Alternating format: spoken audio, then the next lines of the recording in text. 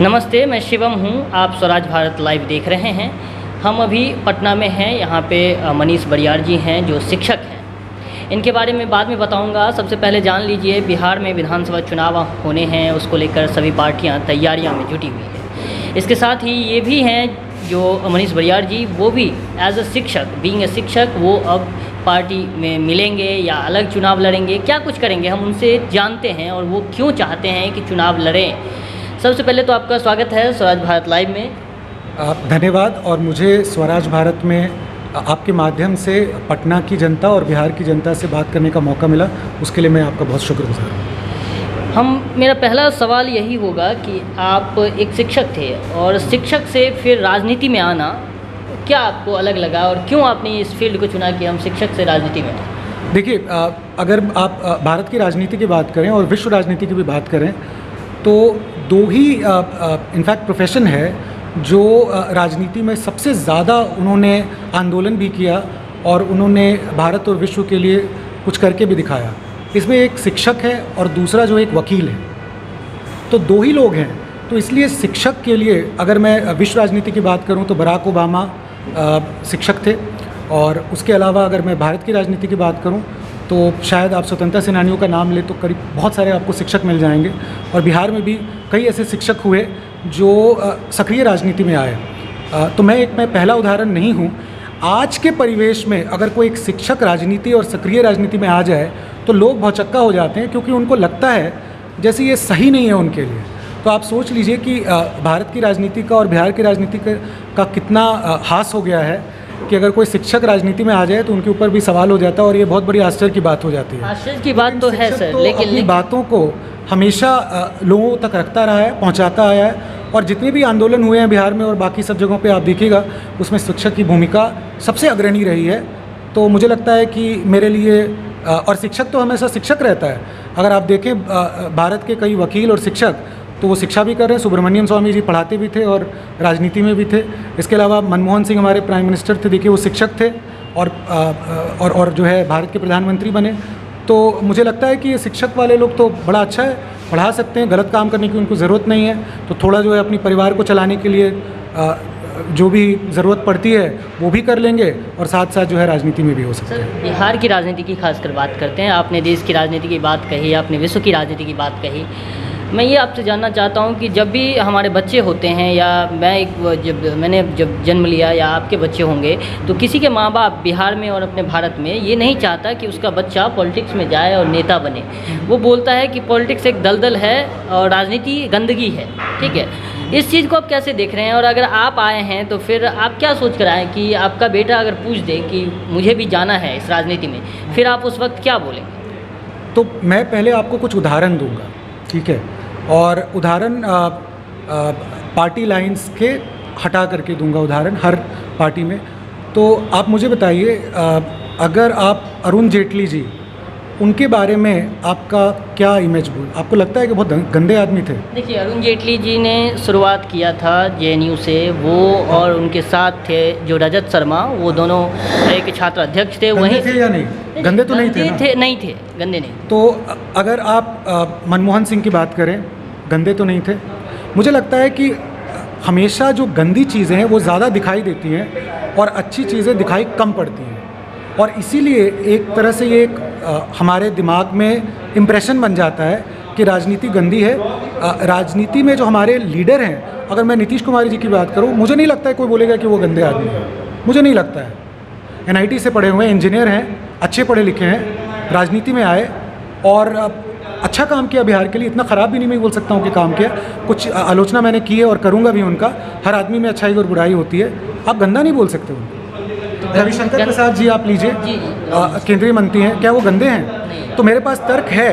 तो ये कहना कि राजनीति गंदी है, ये तो हमारे ऊपर है कि आप किस तरह की राजनीति करना चाहते हैं। मुझे लगता है कि गंदी राजनीति वही करते हैं जिनके पास उनके पास कोई स्किल नहीं है, कुछ है नहीं। तो आपको क्या लगता है कि बिहार में किस तरह की राजनीति हो रही है? मुझे लगता है कि जो बिहार की राजनीति है, वो कुछ लोगों की राजनीति अभी भी स्वच्छ है और हाशिए पे हैं, बोल नहीं पाते हैं, शायद उनको मौका नहीं मिला है। लेकिन बिहार की राजनीति ज़रूर गंदी है, इसमें कोई दो राय नहीं है। लेकिन शायद दिल्ली की भी राजनीति गंदी थी और अरविंद केजरीवाल ने आकर के कुछ तो सफाई की है उस पर। ठीक है, और उनके आने से, मोदी जी के भी आने से राजनीति बहुत कुछ साफ हुई है। तो अगर कोई राजनीति में आएगा ही नहीं तो राजनीति साफ कैसे होगी? तो मैंने एक बीड़ा उठाया है कि अगर मुझसे देख करके 25-30 लोग, आपके जैसे लोग, मेरे जैसे लोग अगर मेरे साथ जुड़ जाएं तो धीरे धीरे ये गंदगी साफ होगी, जगह नहीं मिलेगी।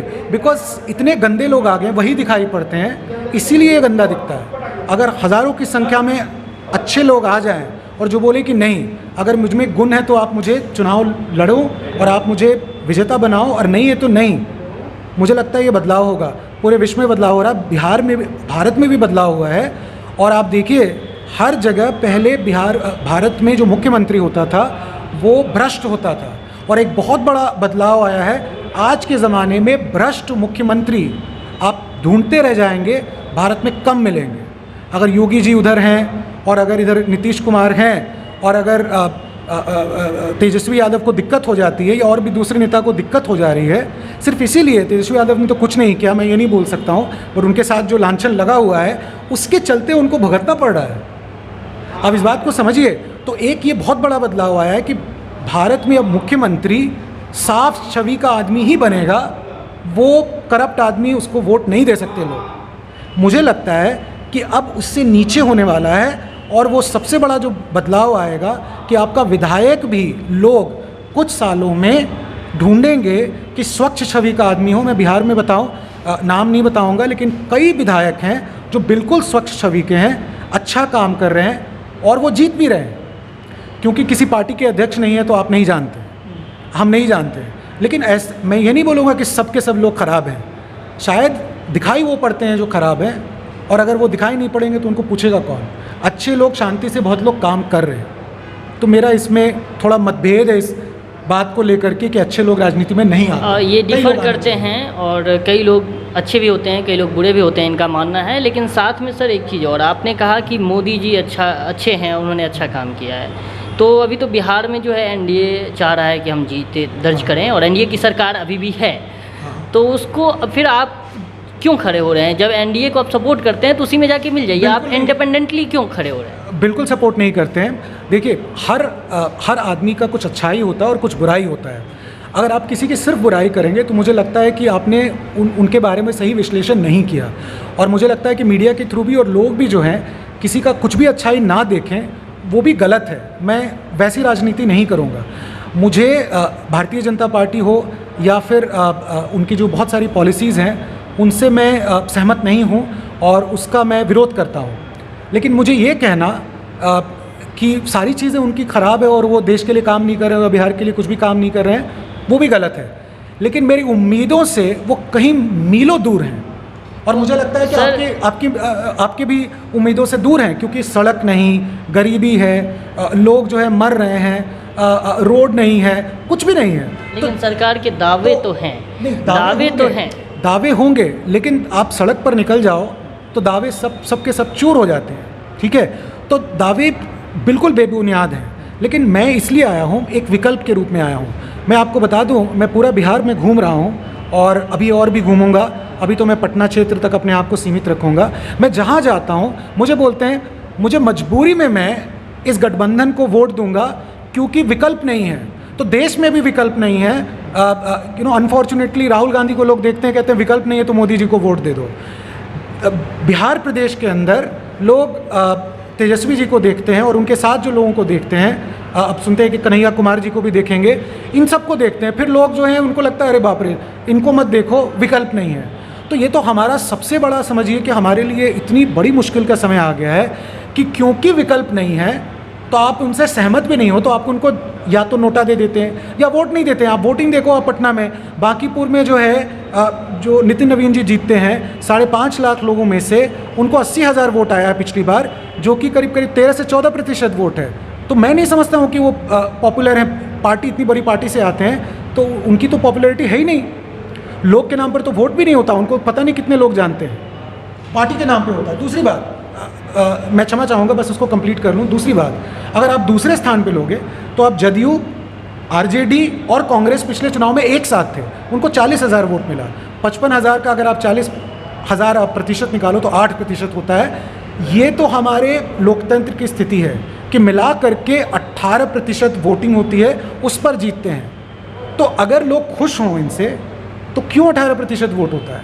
इसका मतलब है 82% लोग इनसे इतने दुखी हैं कि वोट तक करने नहीं जाते हैं, और जो जाते हैं उनको भी विकल्प नहीं है, इसीलिए जाते हैं। मैं अपने आप को एक विकल्प के रूप में मानता हूँ, और चाहे वो एनडीए हो या ये यूपी हो, उन दोनों की राजनीति, ये दोनों भाई जुड़वे भाई की तरह हैं, और दोनों की राजनीति गंदी है। बिहार में एक साफ़ सुथरी राजनीति के लिए एक ज़रूरी पहल थी कि नया पार्टी बनाया जाए, क्योंकि इनकी जो कुरीतियाँ हैं, इनकी जो चीज़ें हैं, ये सुधर नहीं सकती हैं। इनके पास जो पैसा आता है ये नहीं सुधर सकता है, इसीलिए एक नई पहल की ज़रूरत थी। इसीलिए मैंने सोचा कि एक राजनीति पहल लूँ, और अगर यहाँ के नेता, यहाँ के जो युवा नेता हैं मेरे साथ जुड़ जाएं, मुझे लगता है कि हम लोग एक भूचाल ले आएंगे। आपने बात कही कि सीट के परसेंटेज की, कि उनको 18% मिलता है, उनको 13% 14% मिलता है, किसी को 100% नहीं मिलता है, यही कहना है आपका। हाँ। लेकिन ये हमारा पार्लियामेंट्री डेमोक्रेसी है, और ये हमारा प्रेसिडेंशियल डेमोक्रेसी तो है नहीं। तो आप जो बातें कह रहे हैं वो पार्लियामेंट्री डेमोक्रेसी के अनुसार सही है, तो उस पर आप कुछ बोल नहीं सकते। अब आते हैं हम आपके बात पर, चूँकि आपने कहा कि हर में कुछ बुराइयां हैं, कुछ अच्छाइयां हैं। आपने ये भी बातें रखी कि मोदी जी बुरे नहीं हैं। नहीं, मैंने ये और नहीं बोला बुरे नहीं है, मैंने ये बोला कि उनमें कुछ अच्छाइयाँ हैं और कुछ बुराइयाँ हैं। तो जो चीज़ें बुराइयाँ तो आपको लगता है कि अगर आप सत्ता में आते हैं तो आप मोदी जी से अच्छा काम कर पाएंगे? देखिए, मुझे लगता है ना कि मैं अपने आप को सीमित रखूँगा। मैं अभी बहुत ही छोटा हूँ, अभी मैंने बस एक जर्नी है जिसकी मैंने शुरुआत की है। उतना बहुत बड़े आदमी हैं, मुझे लगता नहीं कि मुझे उनके साथ अपने आप को कंपेयर करना चाहिए। बहुत काम किया उन्होंने, 25-26 साल गुजरात के लिए काम किया, देश के लिए काम किया। मुझे नहीं लगता है कि मुझे उनके साथ अपने आप को थोड़ा भी कंपेयर करना चाहिए। हाँ, उनकी कुछ नीतियाँ हैं, उनके मैं खिलाफ़ ज़रूर हो सकता हूँ। हम तो अपने परिवार में अपने माँ बाप के भी कुछ चीज़ों को हम लोग जो है नकार देते हैं, डिफ़र कर देते हैं। उस हिसाब से मैं डिफ़र करता हूँ, और मुझे लगता है लोकतंत्र में ये एक सुविधा है कि आप किसी चीज़ को डिफ़र कर सकते हैं। बट मैं वैसी राजनीति के खिलाफ़ हूँ कि आप उसको सिर्फ गाली दें और जो उनकी अच्छाइयाँ हैं उनको आप ना दें। क्योंकि समय ज़्यादा चल रहा है, तो मैं आपसे अब आपके बारे में जो है पूछना चाहूँगा कि आप चूँकि राजनीति में आ रहे हैं, तो आप पॉलिटिकल व्यू आप क्या रख रहे हैं कि चूँकि बिहार में अभी इलेक्शन होने हैं 2 महीने में ही, और चुनाव आयोग जो है लगा हुआ है। विपक्ष की तरफ से कहना है कि चुनाव को थोड़ा सा देर किया जाए, टाला जाए। इस पर चुनाव आयोग सुन नहीं रही। सुप्रीम कोर्ट ने भी इस बात को जो है नकार दिया है और खारिज कर दिया है इस बात पर कि हम इलेक्शन कमीशन को कुछ बोल नहीं सकते। तो आप क्या सोच रहे हैं कि अभी इलेक्शन होना चाहिए या नहीं होना चाहिए? देखिए, मेरी क्या सोच है, और अब ये देश में काफ़ी लोगों की सोच है, दैट मीडिया हो गई और उसके अलावा, और मैं मीडिया का नाम नहीं कर रहा हूँ, मेरी बातें पूरी सुन लीजिएगा। मैं अपनी सोच भी बता रहा हूँ, बिकॉज मेरी सोच भारत की जनता की या बिहार की जनता की सोच से अलग नहीं हो सकती। ये जो चुनाव है ये गलत समय पे है। जिस प्रदेश में लाखों लोग और लाखों घर गरीबी से जूझ रहे हैं, बेरोजगारी से जूझ रहे हैं, खाने को नहीं है, उनको बाहर नहीं जा सकते हैं और बाहर जाना मना भी है, जिस जगह पे इतनी अराजकता फैली गई है, बिहार में आप जानते हैं बाढ़ आया हुआ है, यहाँ पर लोग मर रहे हैं। मेरे लिए आश्चर्य का बात है कि कैसे यहाँ के सरकार संवेदनशील हो सकती है। जहाँ के लोग मर रहे हैं वहाँ आप चुनाव की बात कर रहे हैं। इससे ज़्यादा गंदी राजनीति का उदाहरण आपको शायद देश या पूरे विश्व में नहीं मिलेगा। जिसके बदौलत आप खड़े होते हैं, जिसके बदौलत आपको सत्ता मिलती है, आपने उनको हाशिए पे ले आए, और शायद सत्ताधारी दल बहुत नर्वस है और जल्दी में चुनाव कराना चाहती है, क्योंकि उनको लगता है कि मेरे खिलाफ जनाधार जा रहा है और लोग बहुत गुस्सा में हैं, चाहे वो बाढ़ की वजह से हो, चाहे वो कोरोना की वजह से हो, यहाँ हॉस्पिटल्स नहीं हैं। तो इसीलिए वो सोच रहे हैं कि जल्दी से मैं इलेक्शन करा दूं, क्योंकि ज़्यादातर जो गुस्से में लोग हैं वो बाहर आ ही नहीं सकते हैं। इसीलिए जितने भी विपक्षी दल हैं, और मैं उनका स्वागत करता हूं, वो विरोध कर रहे हैं। ऐसी राजनीति, ऐसी लोकतंत्र मैंने देखी नहीं है जहां पर आप अपनी जनता के पास आप जा नहीं सकते हैं। तो मुझे लगता है मैं इसका विरोध करता हूं और ये बहुत गलत है। समय की कमी है, इसलिए मैं आपसे अब आपका अंतिम व्यू पॉइंट जानना चाहूँगा कि आप राजनीतिक, आर्थिक, सामाजिक और जितने भी प्रमुख मुद्दे हैं, लीगल हम बोल सकते हैं, आप क्या कीजिएगा अगर आप सत्ता में आते हैं? आपका उद्देश्य क्या है? आप किस उद्देश्य के साथ आए हैं? आपको क्या लगता है कि आप अपने उद्देश्य को पूरा कर पाएंगे? देखिए, उद्देश्य को पूरा करना तो मुझे लगता है भगवान के हाथ में है। हमारे हाथ में तो बस इनफैक्ट कार्य करना और ट्राई करना है। मैंने हमेशा सोचा है और इस बात को मैं मानता हूँ, ये बहुत ऊपर वाले के हाथ में कि किसका चेहरा राजनीति में जनता को पसंद आ जाए। मुझे नहीं लगता है कि नेता अपने आप को किसी के ऊपर, मैं उस पर आ रहा हूँ, मुझे नहीं लगता है कि कोई नेता अपने आप को किसी के ऊपर थोप सकता है। नेता तो जनता के बीच से उभर करके आते हैं, उनके ऊपर से, उनके बीच से आते हैं। तो जहाँ तक मेरी राजनीतिक सफ़र का सवाल है कि मैं क्यों आया हूँ, मुझे लगता है कि मैं अपने उद्देश्य में सफल होऊंगा, बिकॉज बिहार बदल रहा है, मुझे पक्का लगता है। आप ये बताइए क्या देखिए, सबसे पहले मेरी जो बात है, 80 साल 73 साल हो गए, बिहार बदला नहीं। मैं बदलाव लाऊंगा। मुझे लगता है कि जितनी भी हमारी आपस में जो डिफरेंसेस हैं, ये बात के लिए रखते हैं। इशूज़ क्या हैं, आप मुद्दे क्या क्या उठाएं? क्लियर है। देखिए, पहला मुद्दा तो ये है कि बिहार में उद्योगीकरण होना चाहिए। उद्योगीकरण का बहुत बड़ा मुद्दा है और मुझे लगता है कि बिहार की सरकार पिछले 30 साल 50 साल से जानबूझकर के यहाँ का उद्योगीकरण वो नहीं करते हैं, क्योंकि उद्योग आएगा, लोग अमीर बनेंगे, लोग पढ़ेंगे ज़्यादा। ये सबसे अनपढ़ राज्य है और इससे उनकी विचार बदलेगी और विचारधारा बदलेगी तो लोग उनको वोट नहीं देंगे। एक ये पहली बात। आपको मैं रोकूंगा, दूसरी बात बाद में सुनूंगा। पहली बात कि आपने उद्योगीकरण की बात की, ज़रूर। इसको लेकर आपने सुना था कि क्या कुछ कहा गया था? डिप्टी सीएम जो सुशील कुमार मोदी हैं, उन्होंने क्या कहा था इसको लेकर? ये उन्होंने साफ कहा था कि चूँकि जनसंख्या घनत्व बिहार में ज़्यादा है, तो इस वजह से औद्योगिकरण नहीं हो पा रहा है। जो फैक्ट्रीज़ हैं वो नहीं लगा पा रहे थे क्योंकि ज़मीन की कमी थी, और जितने भी बंद हो गए थे ज़मीन, उनको खोलने का प्रयास किया जाए। मैं उसका उत्तर देना चाहूँगा। सुशील मोदी जी का ये बयान रियलिटी से बहुत दूर है और मैं बोल सकता हूँ कि एक तरह से वो लोगों को गुमराह कर रहे हैं और अपनी जो नाकामी है उसको छुपाने की कोशिश कर रहे हैं।